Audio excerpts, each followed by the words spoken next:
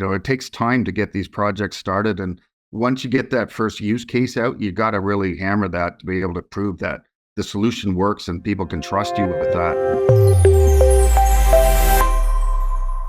Welcome back to another installment of the Next Gen Case Study Series. On today's episode, we have with us Peter Townsend, who is the Director of Business Development at Infilect, where he leads initiatives that drive AI-powered retail analytics solutions for the FMCG industry. With a strong background in sales and business strategy, Peter plays a key role in expanding Infilect's global presence, helping brands optimize retail execution through cutting-edge visual intelligence technologies, which is why we're excited to have him on the show. Peter, welcome to the program. Thank you so much, Devin. Glad to be with you. Yeah, the pleasure's mine. I'm really excited to get into some of the work that you're doing here. But before we get too far, Peter, can we start with maybe just a quick background on who you are, where you came from, and how you landed the role as business director of business development at Infilect? Sure. Well, I'm getting older, so it's a longer story. So I guess my roots are in consumer packaged goods. I started with consumer companies like Kraft and General Mills back in the day.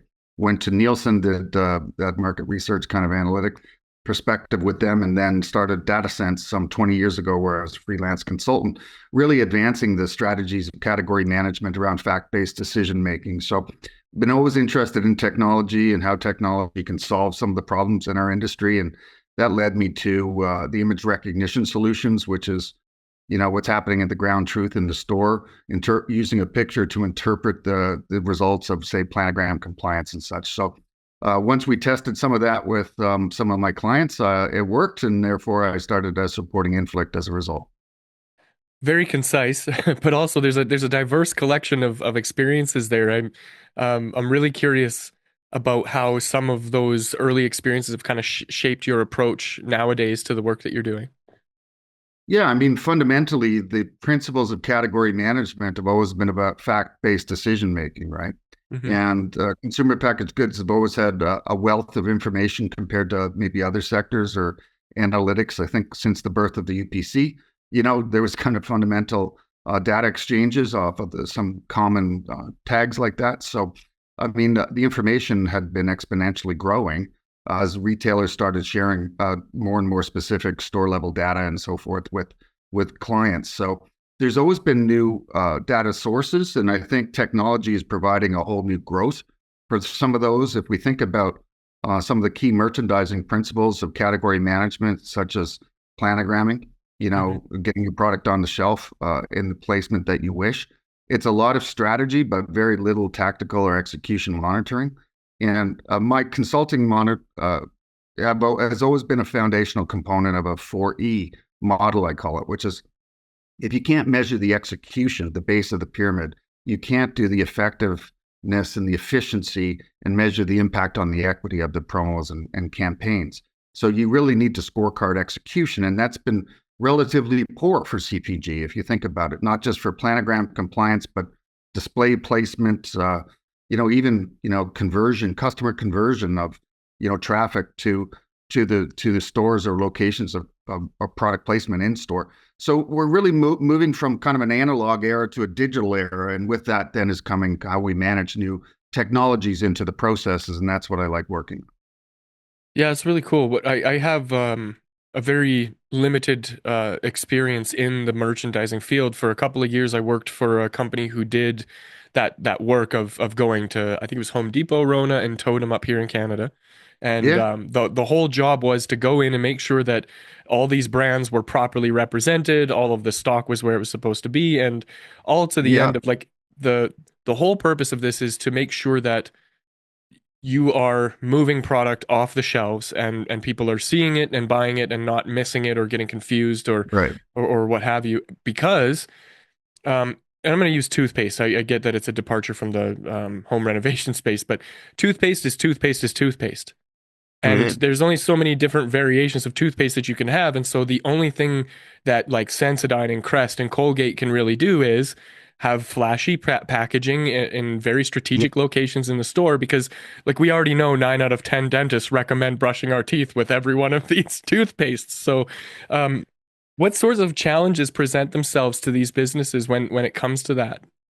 it's just so many of them. I mean, the first one you allude to there is just the assortment, right? So if Mm. you look at a traditional grocery store in Canada, you're talking upwards of 25,000 products. In the US, it's over 40,000. So the decision-making process for any consumer is pretty bewildering, right? I mean, there's on top of that, there's little technology to assess the person in the shopping path when they're doing it live in store, right? So how is it they discover these brands? How is it they convert by standing in front of the category? I mean, the idea, the design of the planogram is meant to be based on consumer decision trees, right? Which is how customers might shop that category. In your example, if they're interested in, certain flavor profiles or certain requirements, sensitive teeth, these kind of hierarchies or subcategory definitions get designed into the programs that the brands are bringing to the retailers. The whole objective is to optimize the sales experience, right? And that's rather hard to do then when you're not measuring execution. It's actually tremendously harder to do when you have inventory distortion in the system. And, as much as we have great details of information, we still can't get product on shelf, right?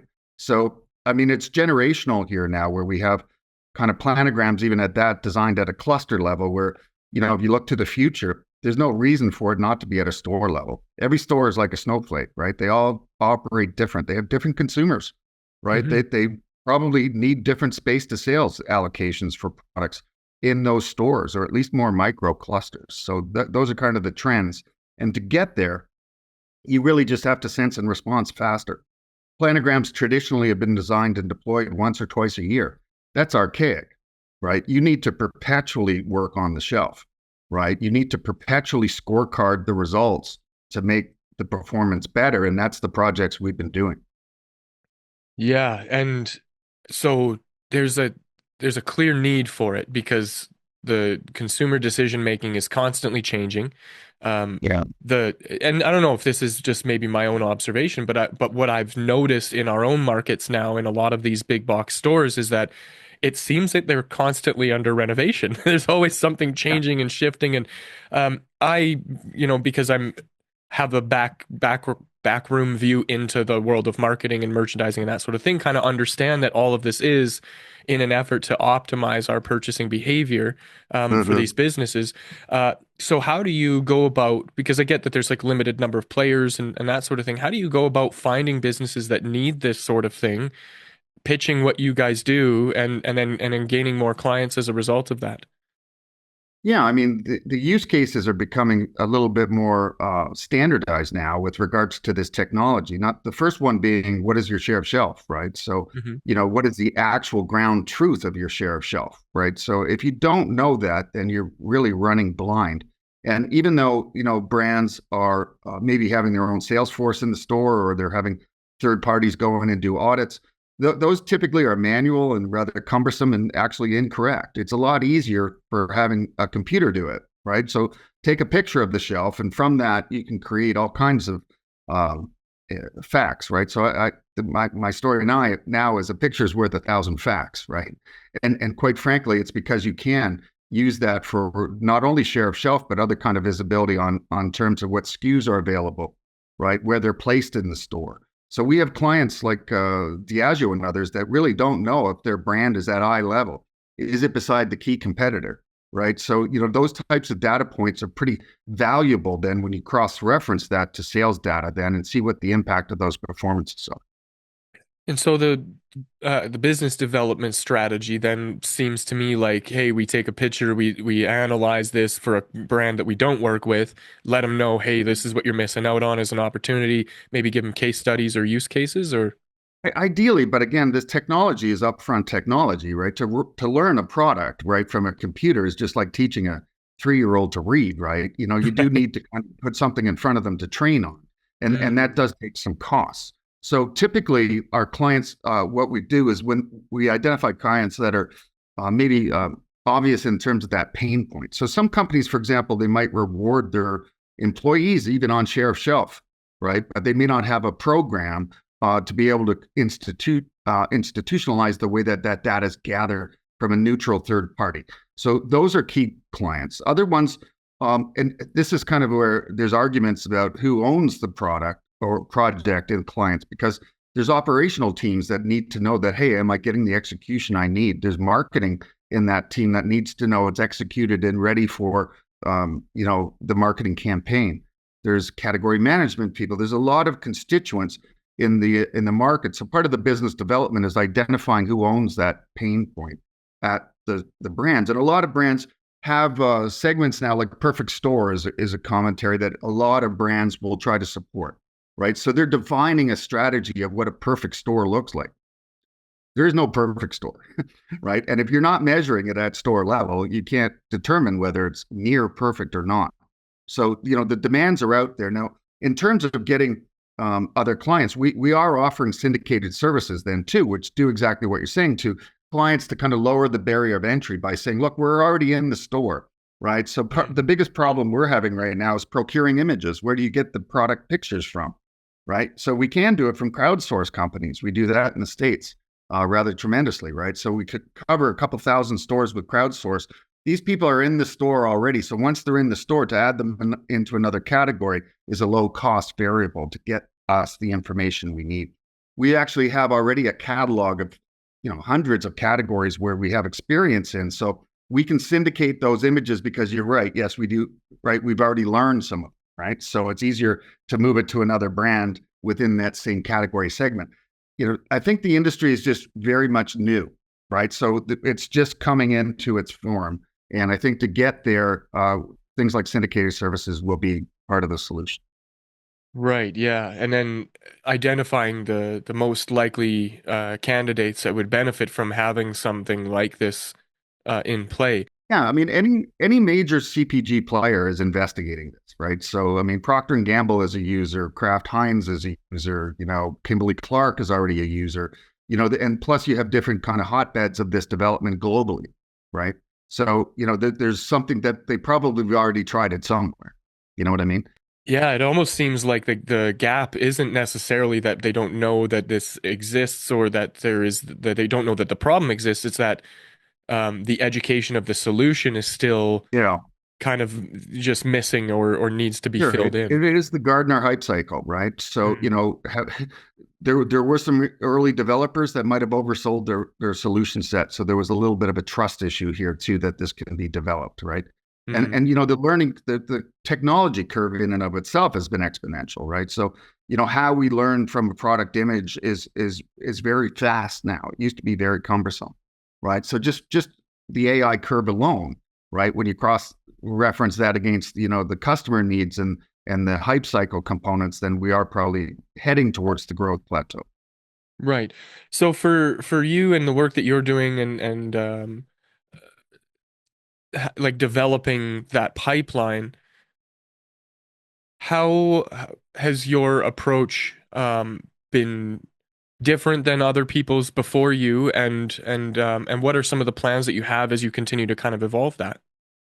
Yeah, I mean, it's marketing, especially in this sector, it's so hard to get an answer to an email, right? Right. Like cold Or a calling phone email, call for that really. matter. Oh my God! I mean, they're just impossible. It's embarrassing, right, to be able to try to do that breakthrough that way. So we'll try other kind of news feeds and LinkedIn and stuff like that, and certainly conferences.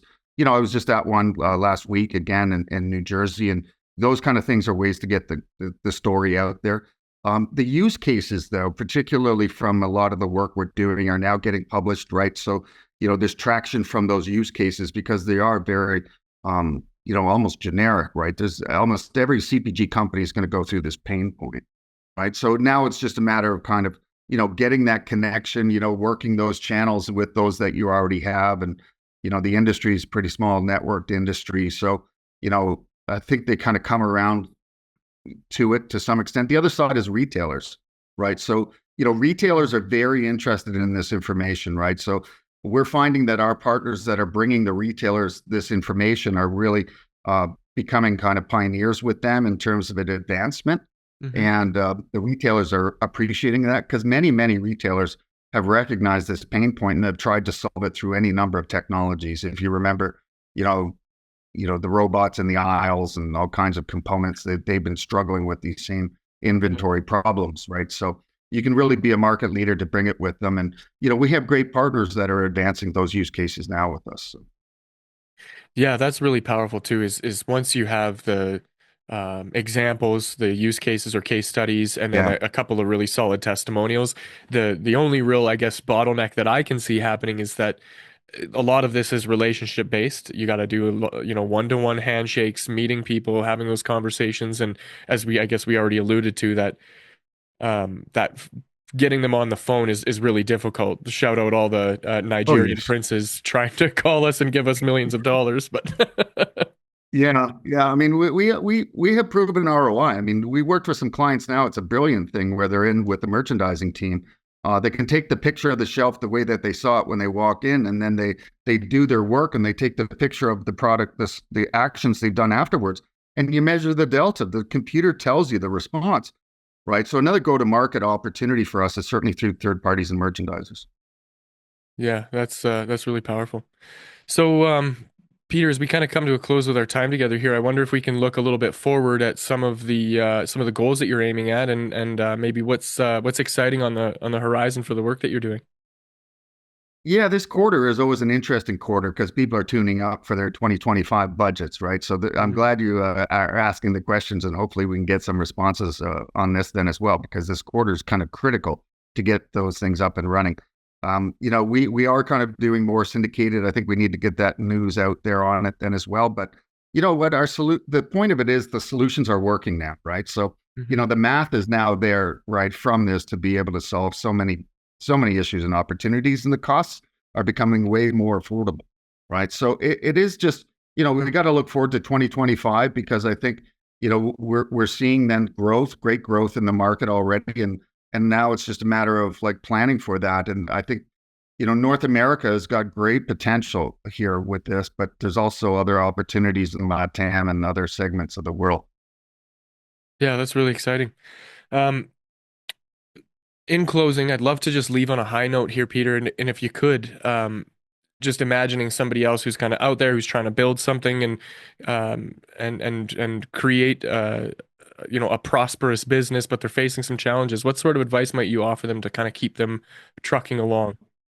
Yeah, here comes the rest of the 20 years of experience there, right? Because I mean, it seemed like I've been through so many different projects. I mean, I've tried every different type of technology, almost the whole bandwidth of, you know, of what those things could be done in terms of, camera tracking and all kinds of solution sets that are out there. So it is persistence, but it certainly is the stick with it. I think then it takes time to get these projects started, and once you get that first use case out, you got to really hammer that to be able to prove that the solution works and people can trust you with that, right? And then just play that out to scale.